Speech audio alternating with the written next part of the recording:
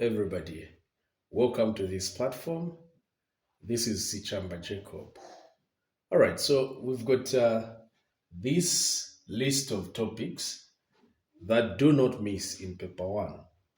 So, in our previous video, we did algebra, we also did linear programming. So, if you've not watched that video, please do so. The link will be in the description. So, here we start with sector. The question that you must be asking yourself is that what is a sector? A sector is simply part of a circle. You've got a circle and there is this portion of a circle with the center right there. This is what we call sector right here. Now this sector has got theta. And when we talk about theta, we're simply talking about an angle that is forming the sector. The other thing that you need to know is that this sector has got radius. So this is a radius and this is a radius. There is also an arc here.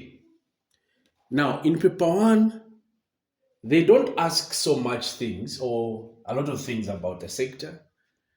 They only ask you to find the area or to find theta when you've been given area or to find radius when you've been given the area.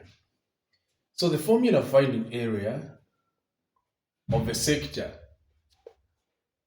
is equal to theta over 360 degrees pi r squared. So that's a formula. It's just more like the formula of finding area of a circle, but at the beginning you include theta over 360.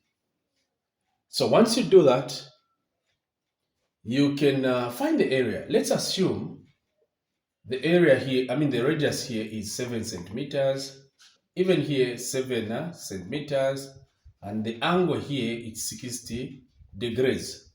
Now we find the area of this sector. Remember what I said. I said you are not allowed to use a calculator in paper one. You therefore need to be as smart as you can. So here you're going to say area is equal to theta here, it's a 60 degrees over 360. Okay? And from here we can say times 22 over 7. Remember, in paper one, you are always given the pi to be equal to 22 over 7. So, here you say times 7 squared, which is the radius. So now, this 7 in itself, it's a 1. Into 7 power 2, it's just 7. From here, we can take advantage of the zeros, cancel them out, and then you say 6 into 6, it's a 1, into 36, it's a 6. Again, we say 2 into 22, it's 11, into 6, that is a 3. So up here, we've got 1 times 11 times 7, which will give us a 77. Over 3 times 1, it's a 3. Don't forget the units. So that's our area. You can leave your answer like that. There is no problem. But if you want, you can write it in a mixed fraction or a decimal number. So that's how this works. Okay. So the other thing, just on the same, sometimes examiners may say, okay, we are going to give you the area. Okay, they give you the area. That's how they do it.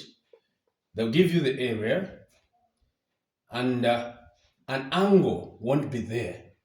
Okay, so they'll say here is theta, and then the area of this is a 77 over 3 centimeters squared, and they ask you to find the area. So what you need to do here is just to write 77 over 3, where A is, that's our area, is equal to theta is what we are looking for, over 360 degrees times 22 over 7 times 7 squared. Okay? So here, you can say 7 into 7, it's a 1. Into 7 squared, that's a 7. 2 into 22, it's 11. And 2 into 360, that is 180 degrees. So now from this point, you just multiply. So maintain 77 over 3 is equal to theta times 11 times 7, that is 77 theta over 180 degrees. That is 180 times 1 is giving us a 180. So from this point, we can cross multiply. We shall get a 77 times 180 degrees over 3 times 77 is equal to theta. So this times this is what we have. This times this is what we have. And if you're able to see nicely here, 77 and 77 are cancelling out. 3 into 3, it's a 1. Into 180, it's a 60.